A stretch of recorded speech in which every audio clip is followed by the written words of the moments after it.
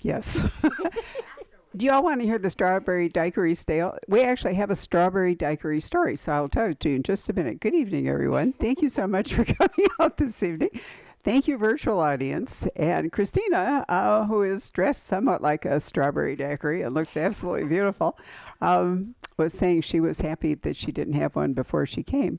But when we opened this bookstore in 1999, it was just before Sue Grafton's book tour for Emma's for Murder.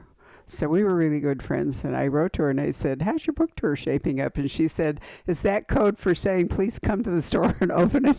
And I said, yes. And so she came, and there were 1,500 people that came. We didn't have a talk, obviously. Everybody wandered around the block, and, the cops were here and the whole bit. And she was set up there by the bathroom so that people could go all the way around the store and exit out that way. So she was at a table right there, and at some point, our then attorney was there. She was wearing a long jacket. She was all dressed up. She looked really great. And at some point, unknowns to all of us, some woman stumbled down the alley from the Mexican restaurant on the corner down there, who'd been drinking strawberry daiquiris, and she came in the door and threw up all over Sue. I mean, all over. This flood, and Mary Ann, with great aplomb, grabbed Sue, whipped her into the bathroom, sponged her off, and then wrapped her up in her coat. As though she were like a 2-year-old, and put her back at the table. And we continued. I mean, That's the best Sue Grafton story I've heard. That's a true Sue Grafton story. But anyway, the word strawberry daiquiri strike terror to my heart whenever they come up in relation to the bookstore. So thank you very much for not doing that. So we are here to celebrate the publication. Actually, this is the pre-publication party, so very special, and you should get Christina to put the date in your book, because it doesn't really publish till tomorrow, of her debut mystery, Off the Air. So exciting. Give her a round of applause. And we have quite a history with this book, don't we, you and I? Yes, we do. Right. Why don't you describe it? Well, I would never have done this had I known that Barbara actually reads early drafts from some really well-known, kick-ass, excuse my language, authors. I didn't know any of that when I approached her and asked her to read my really bad early draft. And she was kind enough to do that, and kind enough to point out some areas to work on, let's put it that way. Is that a strawberry It was daiquiri? really well said. So, whew. I'm glad I wasn't drinking a strawberry daiquiri just at that moment. Right. We did have several fairly brisk discussions about, I think oftentimes when you see the end product here, you think that that's the book, that's the way it was written from the get-go. And it's never like that, is it? I thought it was going to be. Right. Well, you were a first-time author, so you didn't know better.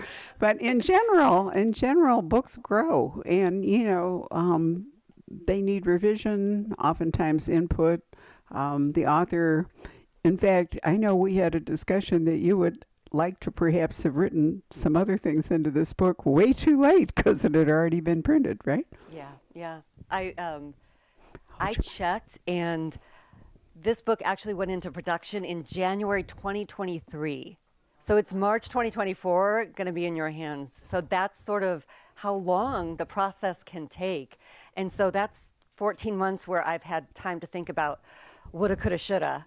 And as Barbara pointed out, no, you can't. Too late.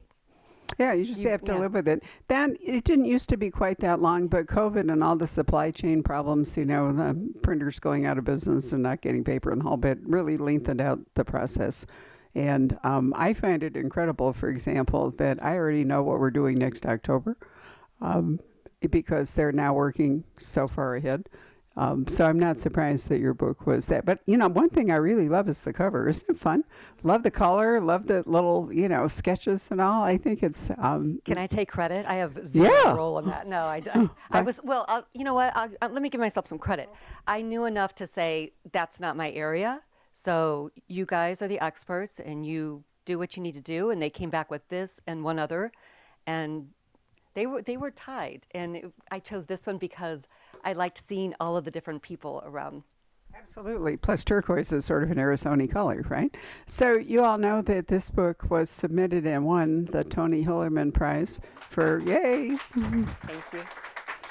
for a mystery set in the Southwest. And other winners, many of them have been far more Western.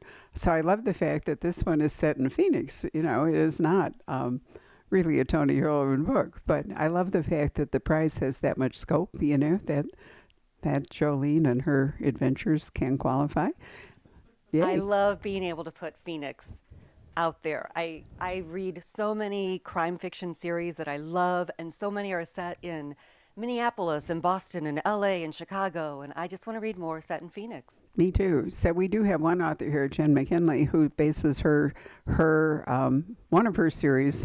What is it? Which cupcake shop Fairy is it? tale cupcakes. No. But the real cut is whatever. I can't. Sprinkles, right? It's a version. The fairy tale cupcake Fairy tale mysteries are cupcakes set on. better. Right, sprinkles up the way. But you're right. There are not many novels set in Phoenix. Betty Webb wrote some for Poison Pen Press, but she's moved on to 1920s Paris, having abandoned Phoenix. I know. So, anyway, you have brought with you to this book your long experience as a reporter, and you obviously have really seen how your job has evolved.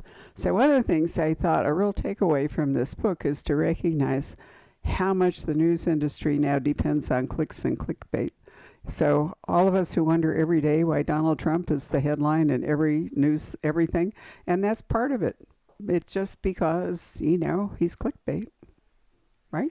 Social media has dramatically changed journalism and a lot of other industries as well, and it's certainly addressed in the book. It has to be addressed in the book. In fact, it changes so much that in my author's note, I note that please forgive all the Twitter references because It's already X, What- right? Yeah, I mean, not because I'm not bashing the platform, but because, it was an interesting conversation I had with my editor because as a reporter, I freaked out because I was like, oh my gosh, are they going to change the name? Are they not? What, I need to go back and fix everything in the book. And, publishing is a different world than journalism, and they're not going to be like, stop the presses so she can change every Twitter reference to X. So there is an author's note in there that asks people to understand that it's crazy environment, and we in journalism as well as publishing can't necessarily keep up with all the social media.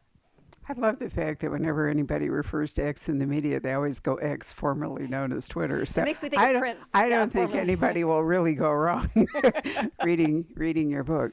So talk to us about Jolene. Actually, wait, I made some questions, or actually you made some questions, but then I kept track of them. Hold on a minute while I find them, which is 3 things that inspired you to write Off the Air. So the first would be my love of mysteries, especially series. Why do you like series? Thank you, because I didn't know what the answer was until you just cued me. Thank you. No, I love series because it's sort of like visiting friends, and hopefully that doesn't sound cheesy, but I can't because mystery series are really popular, so I can't be the only one that feels that way. It's like going back to whatever city or whatever town or whatever rural area to visit the characters that you love and to see what's happening in their lives and how they're growing and changing. Well, I definitely think that that people get invested in the characters. Oftentimes, in fact, you see other series sprout from an original series because people get so interested in one of the Michael Conley. characters. Yeah, Michael Conley is a great example. Well, his mistake was aging Harry in real time, so he's forced to have other characters because Harry's too old to work at the LAPD anymore. He'll be here in November with a new book in which I think it now says. Trying to remember her name, Renee Ballard. with Harry Bosch or something, in order to do that. I also think that locations, some series are set up so that the character can move to different landscapes and we're all okay with that. Nevada Bar's National Park series was an example of that. Certainly Reacher, on a bus every time to a new place. So that works really well. But most series are really rooted in a particular community, aren't they? They are. And I mean, Phoenix is so big, contrary to what some in the New York publishing world still think about us. We are the 5th largest city. And I say that because I know that there are people outside watching on Facebook or YouTube, either now or later. So thank you for doing that. But some people still think Phoenix is sort of a small town or we're rural or something. So there's a lot here in Phoenix, and I have plenty of places that Jolene can visit, and certainly plenty of stories and people and places to explore. Oh, there are a lot of stories in Phoenix. I know, and I have to give credit. No, that's not your thing, but I do think the Arizona Republic has really dug into doing some investigative reporting recently, and they've been doing a really remarkable job. So, good for them. I hope, Absolutely. We you need know, the more. number of papers has shrunk. Remember, we used to have at least three, I think, and now basically it's the Republic. So we'll hope that Gannett, I never know how to pronounce Gannett. it. Gannett doesn't fold up. But anyway, all right. So second, we've already touched on this. My love for Phoenix. I never expected to stay past my initial 3-year contract here in TV news. So how long ago did you come to Phoenix? That was more than 20 years ago. I came here to work for the ABC station, Channel 15 here, and I moved here in the summer. I know. I know. I excitedly moved here in the summer. Right? This was the big city, It the was big probably market for before the me. 119 degree, Yeah, yeah. It was heat more like wave. 110 then. Yeah, right. Yeah, but I moved here and I had only been in the Midwest. So I was always used to green, green, green. And then I moved here in the summer where it's hot and brown and weird. So Why did you stay? I don't, isn't that weird? It grows on you. But you can ask other people that. Well, one, of course, the winters are gorgeous, right? Hmm. But I really think another part of it is that I developed friendships that have just lasted forever and ever and ever. And I think that's part of where home is, right? Your friends are your chosen family. Hmm. And so if you can be with your chosen family, that's a great place to be. Well, and you've been very successful in your career too, and that makes a difference too. So, and third, your love for local news. You just said that. Sorry. I've been reporting for more than 20 years and want to recognize that thousands of people who work in more than 200 local TV markets across the United States. So, is there basically a similarity, despite the different cities and all the rest of it, is a local TV market kind of a thing?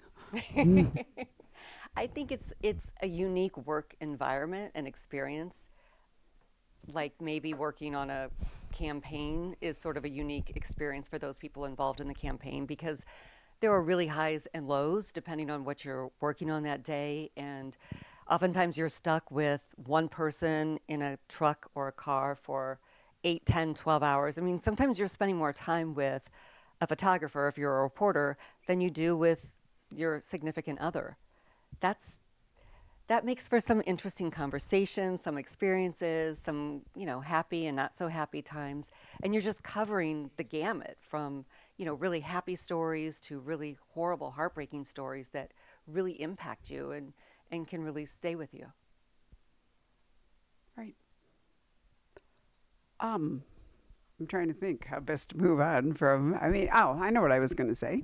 Um, Crime fiction, it's fiction, right? So you get to make everything up.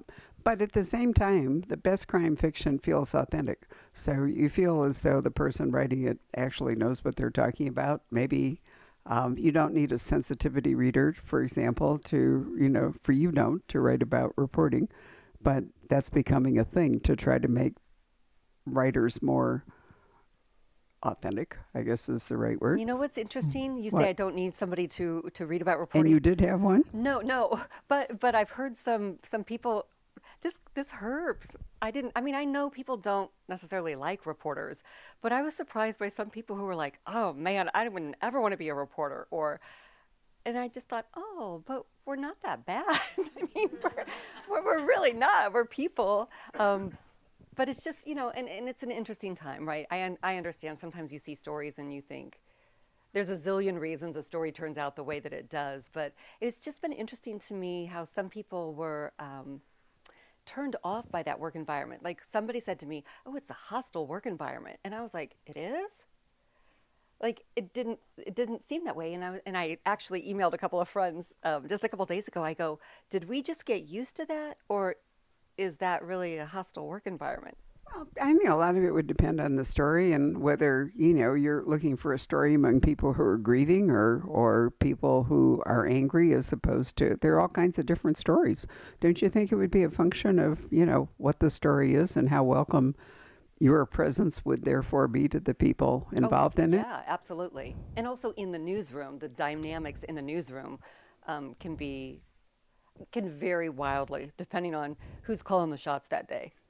My sense reading your book was that there's so much pressure to get the story first and to get it up on the web more than it is to print, that creates more pressure than maybe in the old days when, you'd go out in the field and then you'd, go to a payphone and you'd call up, the night editor and you'd dictate the story and, all that stuff, the stuff of legend and movies and all the rest of it. And now it seems to me that the pressure on the reporter, Jolene, to get there first and deliver the story and perhaps poke at people who didn't want to be poked was more intense. But maybe, I've never been a reporter, so maybe it was like that in the 1930s. It was just a different medium. Maybe it wasn't so in your face because it absolutely is digital first. No matter whether you're working for a newspaper or TV or radio, it is digital first. So you get it on the web and you get it out on social media because nobody is waiting until X the clock to find out what's going on. And images are a big part of it too. And maybe,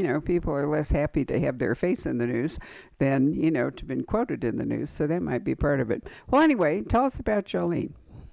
Jolene is, as you mentioned, a reporter here in Phoenix. She's trying to cover real issues in a society that seems obsessed with clicks and reels. And she's trying hard. I'm thinking about the sequel I'm working on right now and how she's getting interference from all the social media. There is a controversial radio talk show host in Phoenix who dies in a surprising way, and Jolene's managers are ecstatic because she had the last interview before he died. She was the last person to interview him, so they think they've got the advantage. They're going to blow everybody away. But national media decide to arrive in Phoenix, as they like to do when we have a big story here, and they bring bigger budgets, they get better scoops, and Jolene ends up really fighting for her job and her life ultimately. No pressure there. Does that seem a little ghoulish? I mean, because she had the last interview. I mean, that's an interesting credential that the guy died, but the person who talked to him last is the star. See, that is the reaction from somebody who's not worked in a newsroom. But anybody, and I know there are some here who have or still do work in newsrooms. Yeah, if we won't, let's not use any living person. I don't know. Who can we think of? Some dead person. If you had the last interview and they died unexpectedly, right? You would be like, oh my gosh, I was the last person to talk to them. What did they say? And it's something to promote. And now that you're looking at me, I feel really gross about that, Barbara. Sorry, that wasn't my intention at all. I think you're right that probably, a person who's not in news might read this differently than a person who is. But see, I think I read all crime fiction as being educational. It takes me into worlds that I'm not familiar with, and I get to learn stuff and become empathetic in ways that I wouldn't have been had I not. So, I mean, I really felt for Jolene. I wasn't annoyed with her at all. Good. No, I mean, I felt that the pressures on her were difficult. And as you say, she really is fighting to survive because, I have a feeling that you could be yesterday's news in a big hurry if you didn't do your job Right. as management wants you to. So this guy, you set him up to be Larry Lemon. Larry Lemon. He is a lemon, right? So we don't necessarily need to say why he is, what it is going on with him, his stance. But I was thinking about it reading the paper today. There was an article about a legislator here who is introducing bills of amazing variety and no particular worth. And I thought about Larry when I was reading that he was kind of that kind of guy. Larry did try to run for city council and mayor in southern That's Arizona. But then he got the call to come to the big city, Phoenix, like I did many, many years ago. Larry is a controversial radio talk show host, and so he has very strong opinions. which I feared actually, Barbara, might be outdated by the time the book published, and they absolutely are not. We are still a country divided, and border security is still an issue, climate change is still an issue. So Larry Lemon, the talk show host, has very strong opinions, which is helpful because it leads to no shortage of suspects. Absolutely true. There's any number of people he's really pissed off. So, and that's what you want. That's what you want in a murder mystery. You don't want the solution to be so obvious that it's a big yawn. So you have multiple suspects, which means that Jolene, if she's really going to dig into this, has lots of people to talk to. And one thing I did, because there is a common criticism when there's a novel featuring a reporter, especially a woman reporter, there's a common criticism of, well, she only gets the inside scoop, or she only figures out what happened because she's sleeping with her source. So that is not the case in Off the Air. In fact, one of her most valuable sources really doesn't like her very much. So I wanted to create sort of an interesting dynamic between them. And I think I have, and I want it to continue in a non-sexual relationship. I want to keep it professional because I like it. It's a professional relationship where they don't really like each other, but they have to kind of work together. I thought that the second victim in this book was going to be the female reporter who comes in and just keeps trying to... JJ. Yeah, JJ. JJ, in my view, could be a victim down the road. You don't like JJ, huh? Well, she's also fighting to survive and fighting for stories and all. See, but I felt bad because JJ is sort of a composite of a couple of reporters from early on. Why should you in my feel career. bad? Because I wouldn't want them to be a victim. I mean, I'm older Why not? and sweeter now. Like, I'm more laid back now. Okay. Well, anyway, so our problem for Jolene is that she not only has to try to go after this story, try to keep her job, but she has an intense rival who keeps beating her out or trying to beat her out. And so that's part of the dance in this too. But all good mysteries really depend on conflict. And so introducing JJ certainly adds to the conflict, right? It's not just a murder. There's other stuff happening. You need a nemesis. Yeah. No, that's very true. A bête noire, so to speak.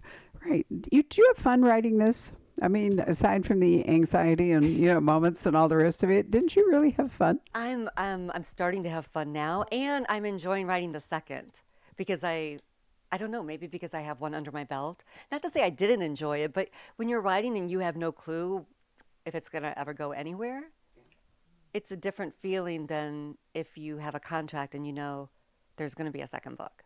And you already know your characters. So, world Yeah. building is fiction depends on world building. It's not just science fiction or fantasy, but all fiction, you have to make stuff up. So even if the basis for this is real reporting, you still had to create the characters, you had to create the newsroom, you had to create all this stuff. But now that you've done that in your second book, you have less work to do up front.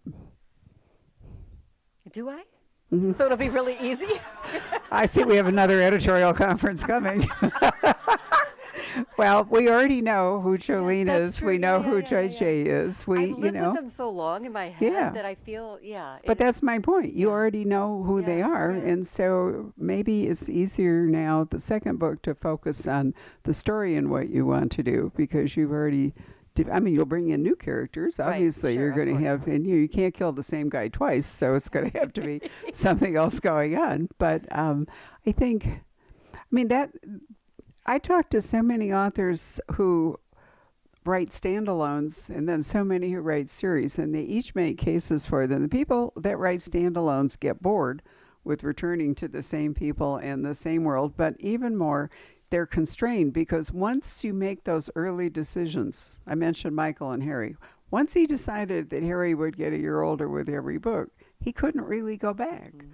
And so eventually he got too old to work at the LAPD.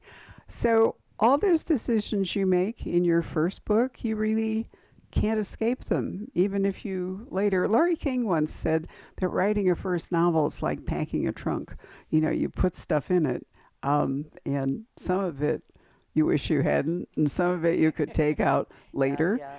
And this is also the reason I think why people who write long series very often write prequels, because you start your series with your characters at a moment in time. They're a certain age and they're a certain job and all the rest of it. But as you write them, you start to wonder, and readers start to wonder, what happened before? You know, what brought them to Phoenix? What did this or that? And you don't have room in the first novel to write like a whole biography. Right. So I love the fact that prequels often come along, and I think those are really fun. So, how many of you have read prequels to series? Yep, and it's always fun, isn't it, when and you sort of have an inside track, because if it's a prequel, you, the reader, know more than the character in the prequel about his life or her life and what's going to happen. I think I've said this before here. Charles Finch has written a wonderful Victorian mystery series, and after, I don't know, 12 books or something, he thought he'd write a prequel. And then when he wrote the prequel, there was more to that, so he ended up writing a trilogy prequel, which I've always thought was great. And it was fun to read, because the people that you were reading about in the prequel, you knew how things had come out, not necessarily if there was a crime, but you knew how their lives had developed. And you knew it and they didn't, so it gave you sort of, as a reader, sort of a godlike feeling. It was wonderful. I really enjoyed that. So at some point, if you carry on with Jolene, you may decide you want Go to. backwards. Huh? Well, or you can just include more of her story Yeah. in whatever it is you're going forward. But the good news is that this is the start of a series, at least 2 books, Yes, right? yes. And hopefully more, because I do have plenty of ideas for her and plenty of places in Phoenix that I want to share with people outside of Phoenix as well. Wonderful. So the case progresses, and we can't tell you any more than that without spoiling the book. But can we? No, I don't think there's anything else There's just much. lots of suspects because he's a controversial radio talk show Right. host, and we could. So the 2 questions are, who killed him, and will Jolene get to keep her job? Right? Those are the basic cures. See, I love that those are the questions. So somebody earlier today said, describe Jolene as having a chip on her shoulder because she lost an Emmy. And I'm laughing because that was like the smallest little detail, but it was real life for me. Well, tell us that story. Can you believe that? I was like, it was interesting to me. It was a reporter and not a TV reporter who picked up on that. And I thought that was so interesting. It was okay, so it's very early in the book. It's probably the first or second chapter. There's a reference to Jolene being nominated for an Emmy, and she was up against a story that she was sure would not win. In real life, I was up for an Emmy for a feature about a blowfish going to the dentist. Barbara, a fish, exactly. That reaction should have been automatic Emmy, right? Guess what I lost to? I don't know. A story about bubble wrap. Are you kidding me? I am not, I know, that was my reaction as well. So this was like 15 years ago. Wait, this gets better because this shows how, I was going to say petty, but maybe how I've evolved. Because Wrapped in bubble wrap all the way while you were evolving. so I decided to track down the guy who won the bubble wrap, since I was not very gracious that night 15 years ago. I was not thinking nice thoughts about him. And it was hard. He was not the easiest person to find. Dave Hecht, if you're out there, he is now a public affairs officer in the Navy. He works out in Virginia. So I just had a conversation with him a couple of days ago. I know. And I apologized. I said, I want to offer you sincere congratulations. It's belated, but really it's sincere. And then I sent him a book. And you know what? And I bubble wrapped the book. You really have evolved. What a good person you are. I'm Thank so you. impressed. So one of the characteristics of Jolene is her preferred diet, which explains why we have these particular snacks here. So tell us about that. Thank you. Oh my gosh. So today we got a call. Well, first, one of my very favorite snacks ever is Food City Chips and Salsa. So if you've not tried it and you're able to, please do Food City Chips and Salsa. I made it just easy. That's what my main character also loves snacking on. And today I got an email from Food City and they said, hey, could we bring some chips and salsa tonight? I said, Barbara, can they? She said, sure, we can set up a table. So we have chips and salsa. That's one. And then we also have a sweet snack. that I brought, and I have to give credit to my husband because he put the mints in the bags and tied them up and put cards in the bags. But they're from Soretta's French mints. They're based in Glendale. It's a family owned, and the mints appear in an Emmy scene. And they're not up for an Emmy. They're just on the table as a little sweet treat. Wow, product placement, a new, Well, no, a new frontier in crime fiction. No, it's very sincere. I know it is, but I love it because I know that Greg Hurwitz writes about a particular brand of liquor, and they send him bottles. And the late Peter Robinson went to Australia and then featured a Shiraz from an Australian vineyard, and they sent him a case. So it does happen that Jolene drinks Pepsi. Listen, I told you, some of you may have heard this story, which I absolutely love. I was reading the first Spencer novel by the new author, Mike Lupica, who's a lovely guy, and I'm really fond of him. And of course, they're set in Boston, and in like chapter 2, Spencer and Susan go to have dinner in a restaurant in Boston that looks out over the Boston Common. The menu sounded terrific. The name of the restaurant, I'm trying to remember, the something bistro and all. And I thought, wow, I wonder, this is a thing. If you're reading your book with a phone near you, you can stop and look stuff up, which is really not a good idea because it knocks you out of the story. But at the same time, so anyway, I looked it up and it's a real restaurant. And I thought, well, I'm going to Boston to see the John Singer Sargent show, and, we could have dinner. So I opened up Open Table and tried to make a reservation and came back and said there are no tables till like January 29th or something. I was going on January 7th, and I thought, well, it's obviously a really good restaurant because you can't even get in. But then I didn't give up, so I called them and I said, explained my story, why I wanted to come, and I couldn't get a table. And they said, no, there was something wrong with Open Table. And certainly we could come. So when Dana and I showed up, it was amazing. They took us to the table overlooking the Commons. The chef came out and did our own menu. Fabulous wine from, the whole bit. And it was just great. They were so excited to be, wasn't my book, right? I just was reading it. So when I came home, we had one copy left, autographed by Mike, so I sent it to them with thanks nice, so that they could see that. But I guess my point is that it's wonderful for businesses maybe, but even people, to be mentioned in books. It feels I love reading about that, don't you? Yeah. Well, clearly you do. And the same with like TV shows. I'm kind of annoying to watch a show with because I want to know, does that place really exist? And instead of just enjoying the show, Right. I will pull out my phone and do Sure. what you just said. So authors have to be careful with phone numbers. And I was reading a mystery some years ago set in Albuquerque, at which point there's I don't remember, a carjack or something or other. And the license plate looked curiously familiar. So I went out, looked at my car, and it was my license plate. Oh my God. So I wrote to the author and I said, well, she said, I wrote it down. I didn't think you'd really mind. And I said, it's okay. At least it wasn't your personal phone number. No, it was my license plate, which now long gone because I have a different car. But anyway, but it can be a problem if you do, like, for example, really pick up somebody's real cell phone number, and somebody like me with a phone is reading the book and thinks, I'll just call that number and see who answers. So, but it's almost impossible not to pick up somebody's real phone number if you're making one up. There are only so many digits available to you, so you likely would. And if you kill somebody, for example, in the restaurant in Boston, they probably wouldn't have been nearly so happy if they'd been the murder scene. Right. So, it's a good idea to check with if it's a real place before you kill somebody in it. Thank you. That is good advice. It's really good advice, right? So anything else that you would like to say about the book before we open it up to questions?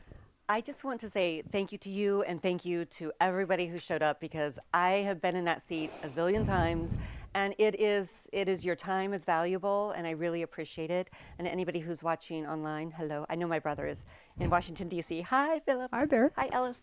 So I just do really want to thank, because I'm very grateful, and Phoenix has been really, really, really wonderful. Like, I don't know this for a fact, but my gut is that the publisher is kind of impressed with how Phoenix is responding to this, because, as you know, pre-orders are a thing, and it's... Well, publishers tend to look over the Hudson all the way to California, missing whatever is She on, said that. down below. So yes, it probably does make an impression. I would like to give a shout out to Christina, who faithfully comes to many, many of our author events, and she photographs them for me so I can use her photos on Instagram. And recently, one of her photos made it into two of the leading book trade publications. Hey. Here, yep, you were there for Publishers Weekly and Shelf Awareness. Wow, thank know. you. Wait, can I just quickly tell you something? Because this, I am so, you said for your Instagram. Barbara had to train me, though, to take the photos the right way because I was Miss Horizontal. So last night I did my very first Instagram Live. Yep. Vanessa Lilly, I Blood saw. Sister. Right. You saw it? Did you? Oh my gosh. I said, Vanessa, I don't She's know lovely. anything about this. She goes, just have your phone on, it'll be fine. I'm like, okay. So I set up, ready to go. Guess who's sideways? Everybody else was this way, and I was this way. That's right. I know. I'm doing two Australian authors on tomorrow, and one of them just wrote me in a panic because I sent her the Zoom link, which clearly says tomorrow, but tomorrow in Australia is actually not tomorrow, right? Tomorrow in Australia is Wednesday, but she had it down today. So where was I? And I said, you have to look this stuff up. It's 18 hours between here Oh and my Sydney, gosh. so 6 o'clock here is 12 o'clock the next day in Sydney. And I'm telling you that there are publishers in New York who have actually said to me, "Oh, we have this great new author from New Zealand, but there's nothing you can do with him." To which I reply, "It's only 14 hours," I say, to Auckland, and sure I can do this. But I mean, isn't it interesting how, time zones are really hard for people. And our time zone in particular is really hard for people. Oh my gosh, yes. And so basically, the only way to make most people understand it is just to say we're on Pacific Daylight Time, because they absolutely do not know what to do with Mountain Standard Time while everybody else is. But Facebook corrects it to Mountain Standard Time a lot of the time. They just won't accept the idea. So it's very confusing. But anyway, there we are. Christina did make a list of off-the-air discussion guide questions, and we only have one left, and I think I gave one to almost everybody. But if you're missing one, we could probably copy this for you if you'd like to have one when you leave. Don't read it till after you finish the book. That'll be a really bad idea. It's No, on my you were website. going to cheat, weren't you? I saw you No, looking. Erin, I do that too. Yeah. Chagrined. All right, so questions from the audience. And I know we have two Phoenix authors here, so maybe you would like to speak about what it's like to write here in this wasteland of authors. I actually have a question for Christina, though. Christina, what's your process of writing? And my second part of that question, is this the very first book you ever wrote fully and completed all the way? Or do you have some hidden away in a drawer somewhere? What's your process? Paige, those are very personal questions. Process. Oh, I'm so sorry. Thank you. See, she has to also instruct me to do this. So Paige Shelton, Arizona author, had two questions. One, what is my writing process? And two, is this my very first completed novel? One, I'm still working on my process. I know you're supposed to write, or well, people say you should write every day, and that's not always doable.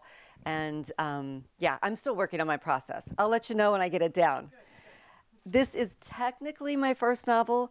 I wrote something that I thought was a novel, but I don't think 40,000 words is considered a novel because clearly nobody was interested when I tried to pitch it to people. It's so. a little short. Yeah. Yeah. It's a novella. It's a novel with an LA on the end.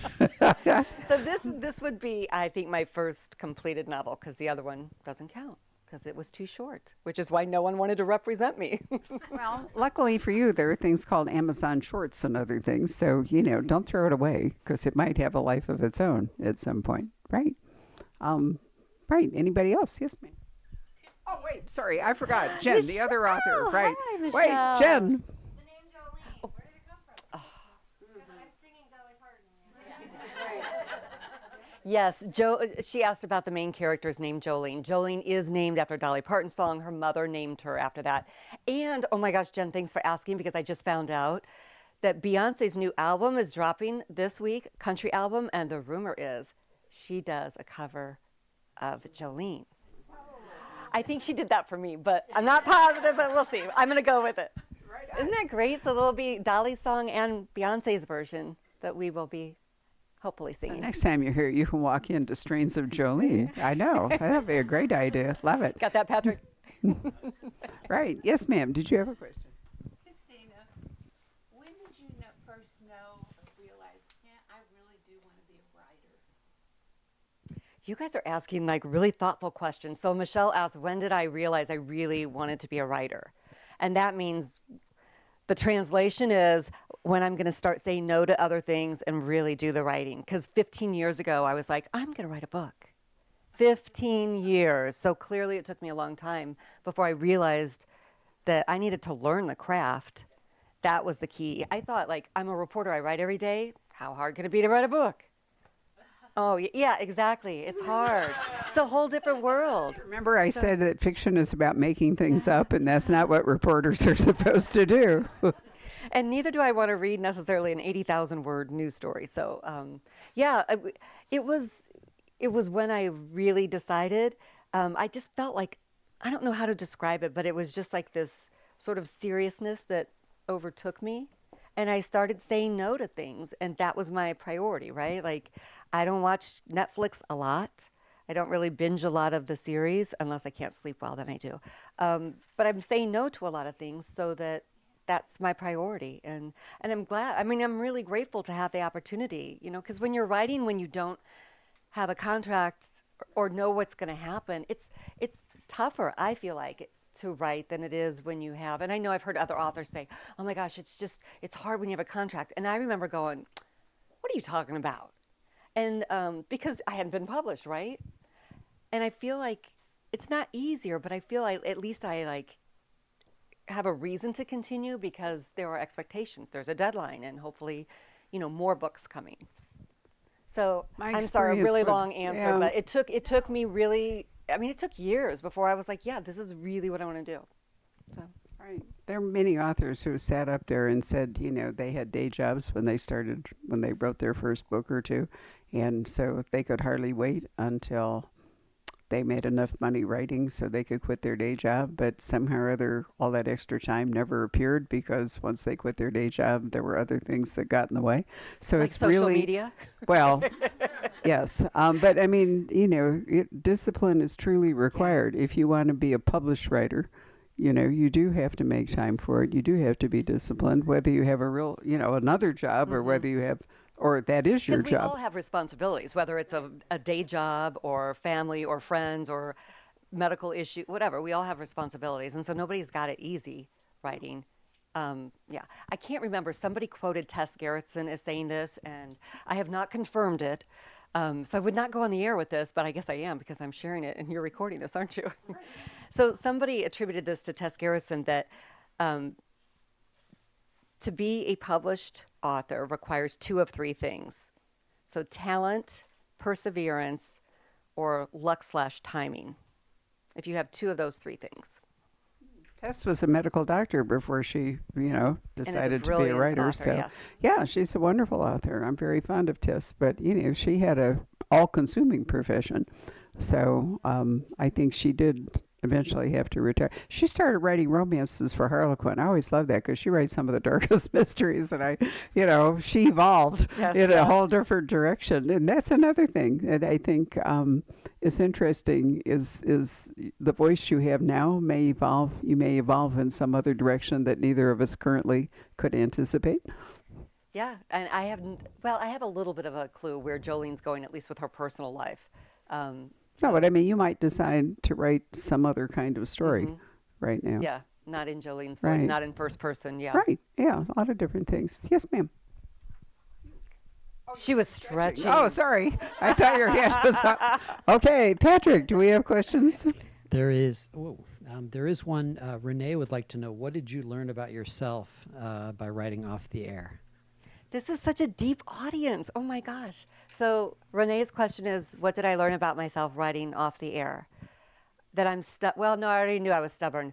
That I'm not a quitter, because I really believe that Jolene had a good story, and it was just as Tess, or as somebody claims Tess said, perseverance is one of the three ways to get published. And so that definitely, for sure. I'm not a quitter. And that's a wonderful thing to know about yourself. Right. Anybody else? Yes, ma'am. I have a two-part question, just to stop you. One is, what did you find through this process was the most surprising thing to you, and what was the most rewarding thing? At this point in the process, got a book out there now. The most surprising is that I'm not sobbing right now because I was sure I was going to cry. So I'm really proud of myself. In all seriousness, so Aaron's question is what was most surprising and what's been most rewarding so far? What's surprising is how many hands touch your work. I had no idea. I mean, there's the editor, and then there's a copy editor, and the person that creates. David Rothstein created this beautiful cover, and the people that figure out the fonts, and the people that print and put them in boxes and ship them to you, and then you guys put them in. Like, so many people are involved in getting the book from here.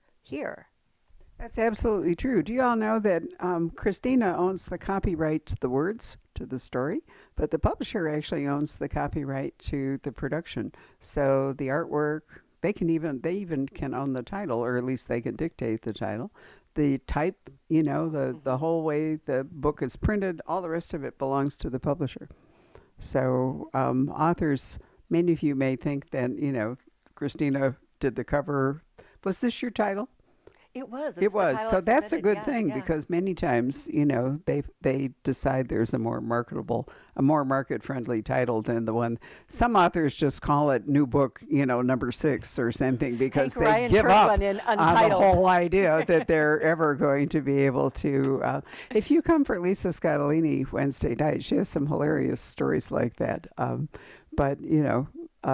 I will be here. So. Okay. Well, and I really want to give a shout out to Christina. She says no to many things she says, but she hardly ever misses an author, and especially a debut author. And it's so important that a first-time author gets all you lovely people here. And, it's hard just to talk to empty chairs and me.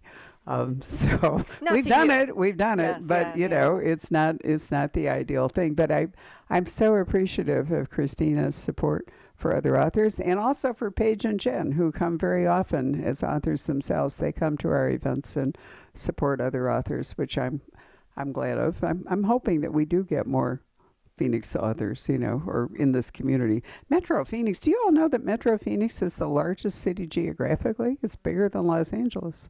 It's 5th biggest in population, and there are no actual western boundaries. So, it can grow all the way to California and it probably can go all the way to Tucson. In fact, I would guess that eventually Tucson and Phoenix will be largely, especially if they ever put the train in.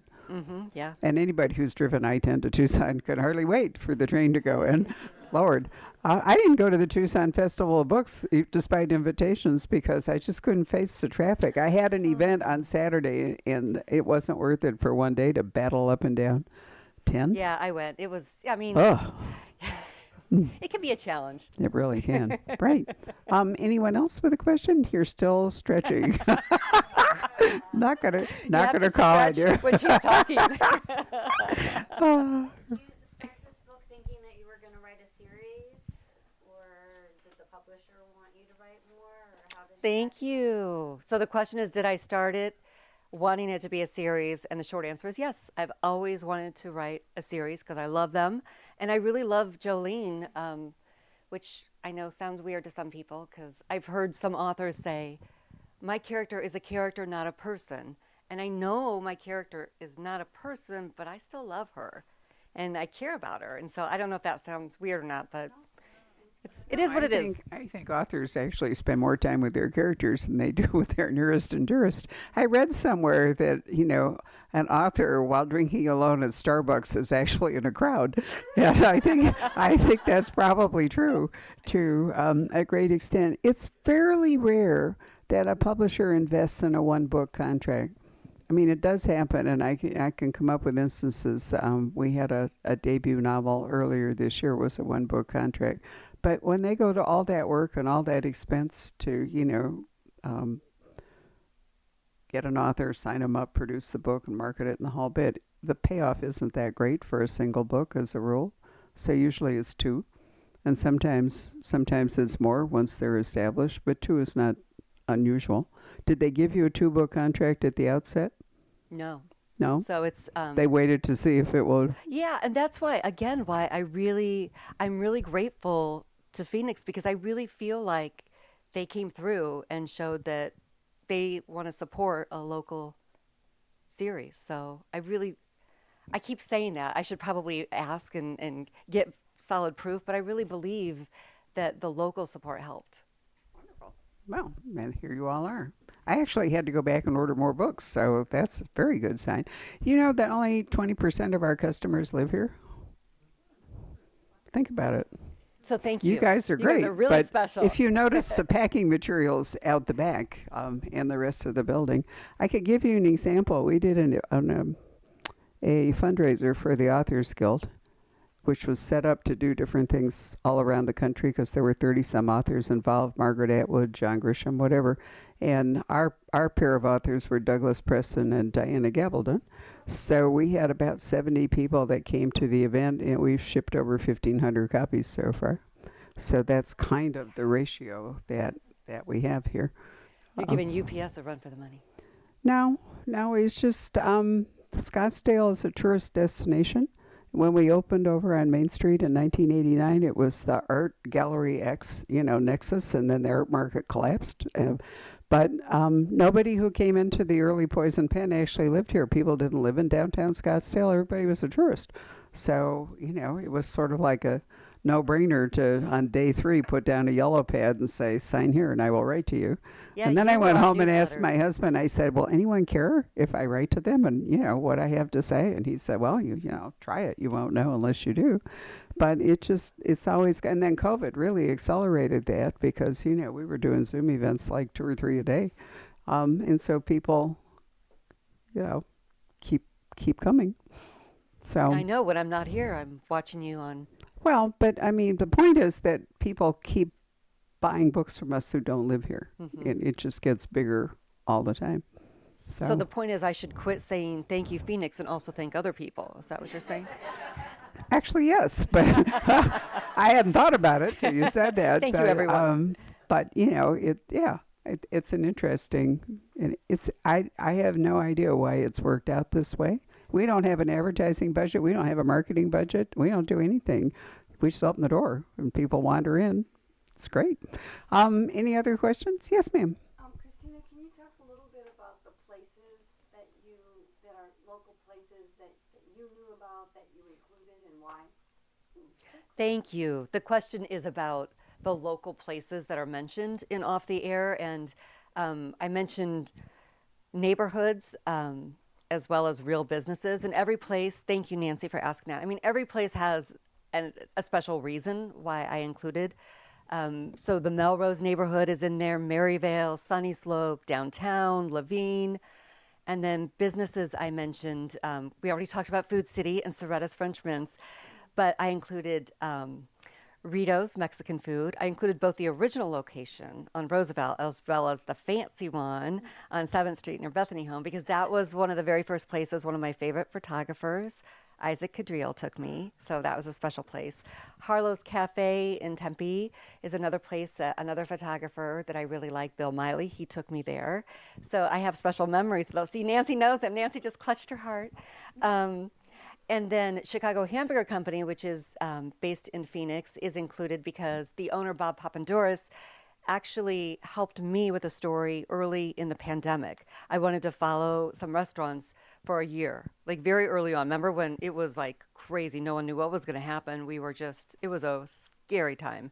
And I said, Bob, I want to follow you, but for a year, and you need to be okay with me checking in and asking really personal questions.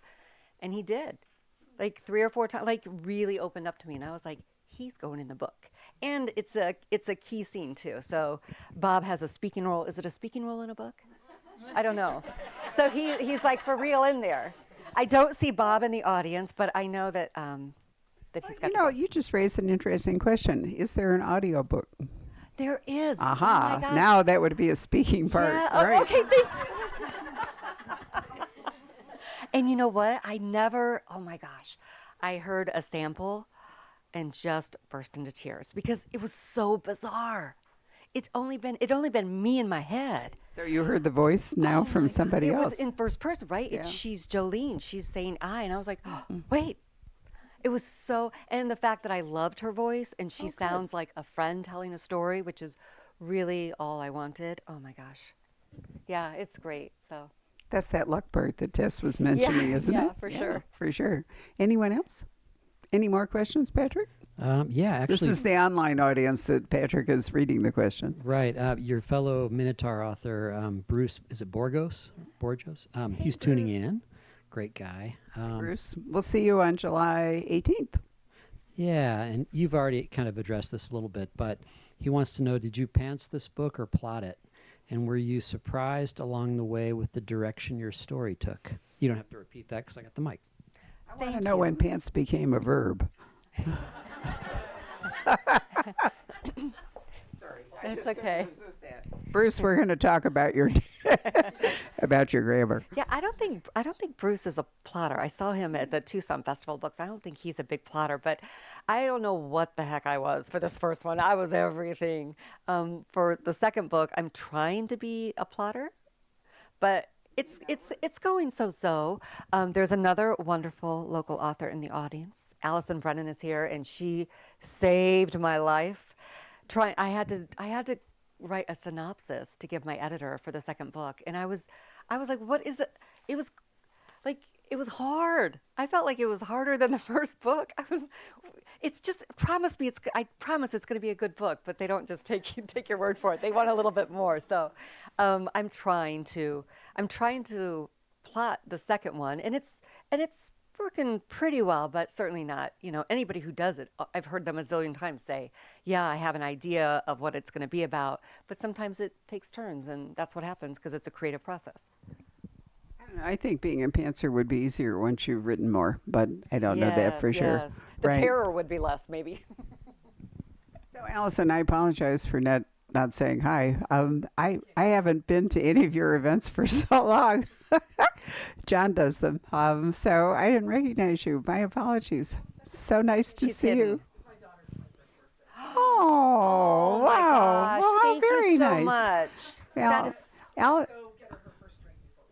Oh. I should have met you and had my daiquiri. That's so. We've known happy Allison for birthday. years when you lived in California, right? And we used to, or somewhere else. But, right. And now you live here. But anyway, it's lovely to see you. So thank you very much. I didn't slight you on purpose. So thank you very much for coming.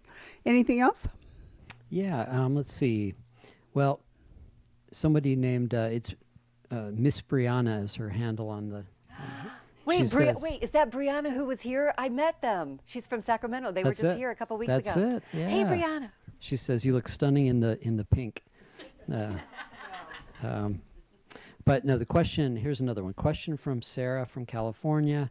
Did you find having a reporting background a benefit or a challenge when it came to developing your supporting characters? Thank you. And you know what? I think that's Bree's friend, and I'm going to screw up her name, but you might know this because she says everybody screws up her name because they think Siri or Suri, but it's actually named after a character in an old Western. Anyway, it's not Sarah. She But, put Sarah in quotation marks, so that oh, okay. that leads It's a me to pretty think. name, and I can't remember what it is, but as far as the supporting characters go, they were really easy to come up with because I just really pulled on my experience, and some are composites. And you know what I had to do with this? I had to scale back names. Like there were so many names in here of people that I really like, or combine their names. Like my favorite TV news director is Bob Sullivan. He's not in TV news anymore. So my news director in here is named Bob in honor of him. Bob Papandouris has his real name from the Chicago Hamburger Company in there. But I was able to put people's names in there I wanted, but then I had too many names, and so I had to take some out, which killed me because you want to show love. And at the time I was writing it, I had no idea. This might have been my only book, so I was trying to put everything in there. And So do you you have- read an early copy, so you don't know that there's a coffee shop named Barbara's Brew in there. No, I don't. How about that? Actually, one of the things that writers have to learn is that you can't have too many characters in a book with similar or the same name. If you have 3 people named James in the book, it's going to lead to dramatic confusion on the And part of the angry reader. readers and- yeah. Well, no, not angry, but it's just that it's hard to, you need to have characters be distinct so Yes, that the yeah. reader doesn't say, wait, which Bob is it, in Yes, the I know. story. Yeah, some authors will really avoid putting characters with the same first names. But in my case, Jolene and JJ, I don't know, they go together. So They sound different. Yeah. No, that's okay. Right. Anything else? So you have free food hookups all over the valley, is what you're saying.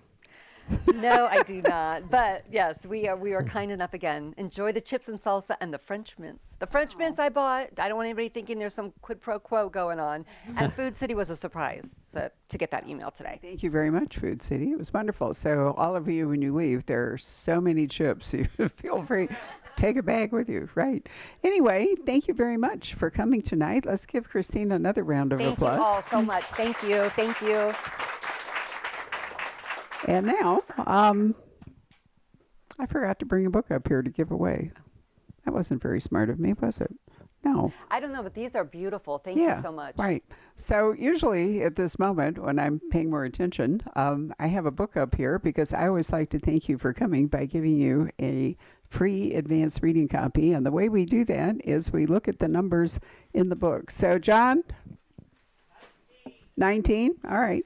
So while Patrick is hunting up the book, you could pick a number between 1 and 19. Do you and- know what I'm not going to pick? And I won't say the number, but you have said this more than once. Right, I have. The most popular number, and it's true. If you sit here, authors And always it's pick- not a number any of you would suspect is the number So most bizarre. often picked. So It's so bizarre. funny. Oh my gosh! And can I tell you how much thought I've given into this? I really have, Barbara, because I'm like, And I forgot the book. Oh, sorry. no. So I'm going to tell you why I'm going to go with this number. Okay. I'm choosing this number because it's what brought me to Phoenix. Does anybody know? Channel 15, ABC 15. So number 15. All right. Well, whatever my the God, book Simona is, worked it's with going me to be there. yours. Simona worked with me at Channel Oh, 15. yeah? Oh, well, how wonderful. No wonder she knew the answer right away. I love that. Sort of a loaded question. So while Patrick is finding the book, thank you all very much for coming. If you would pick up your chair and lean them, here he comes. It goes right here. Raise your hand. There she is, the lucky winner. What are we giving away? Oh, you got to pick it. Okay. Oh, Simona will, yeah. Right. So Patrick It's is Wari. It's a little dark. Yeah, is she'll welcoming like that. Gary Phillips, who is a veteran author from California. You want to? Yeah, this is the second in a series about, it's really interesting. It's about set in the early 60s into 65 with this book. And it's a black crime scene photographer. And in the second book, it's set during the Watts riots. And he's on the street taking a photograph, and the cops, he captures the slaying of a civil rights kind of activist by the police. And it goes downhill from there. But it's really Right. terrific. Fearless crime photographer and occasional private eye, Harry Ingram. I Yep. love it. Takes on a missing person case. Right. Finds himself in the LAPD's crosshairs after capturing damning evidence of police brutality. So he'll be here April 4th, so you could come back and you could have him autograph it for you, which would be really nice. And I want to also do a little shout out for Soho Press, which is a smaller independent press, and they do lots of crime fiction and lots of wonderful books that might not get published otherwise. And so I always like to commend their authors and give them a push. Anyway, back to what I was saying. The chairs need to go against that wall because that one slants and they will all slide down and, take your feet out from under you. So if you could Did lean she them pick a over there, number? it'd be great. Did she pick a number? And we did. Yep. We know who the winner is. She's right out here. All right. Thank you again. And if you'll line up by number, Christina will stay here at this table and you can get your book signed and take photos. And why don't you stand? You're better off over here on this side. I know. Now you know what it's like to sit in this chair. Right. Thank you for all the pictures. I got lots of good pictures. Oh my gosh. Yeah, because my husband, I was like, oh, can you just take a lot?